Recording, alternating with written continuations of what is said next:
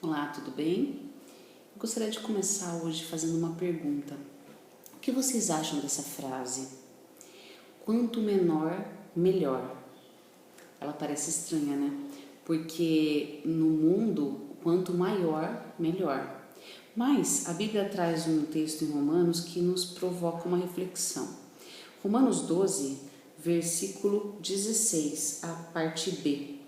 Diz assim: não ambicioneis coisas altas, mas acomodai-vos às humildes.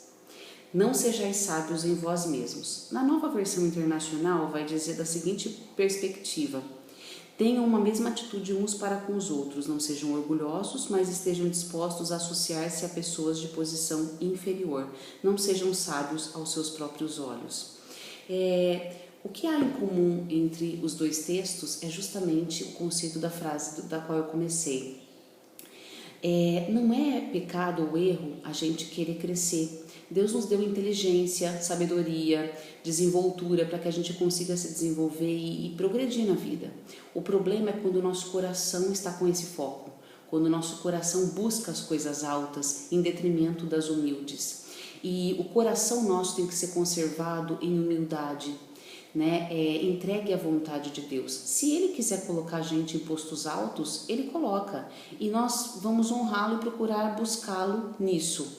Mas o nosso coração tem que se conservar humilde, né? E a gente percebe que quanto mais a pessoa tem, ou quanto maior a posição que ela ocupa, mais preocupações, mais angústias, mais sofrimentos, mais dificuldades ela acaba tendo em lidar com isso, né?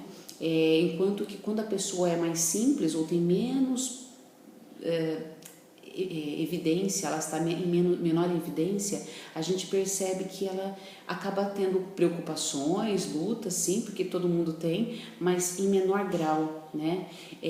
Ontem eu estava mexendo com as minhas plantinhas, eu gosto muito, né, de ervas e trabalhar canteiro e tudo mais, e eu estava pensando assim, poxa, que alegria poder cuidar, poder cultivar um jardim.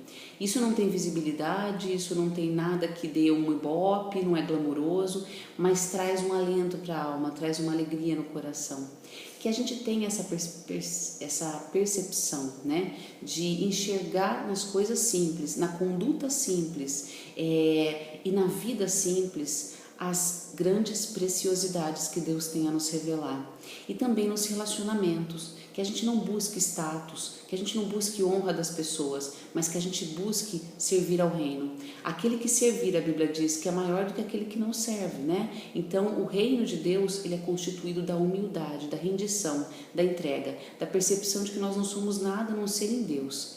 É nele que está a nossa glória e não em nós mesmos, porque nós somos pequenos. Ele é grande em nós.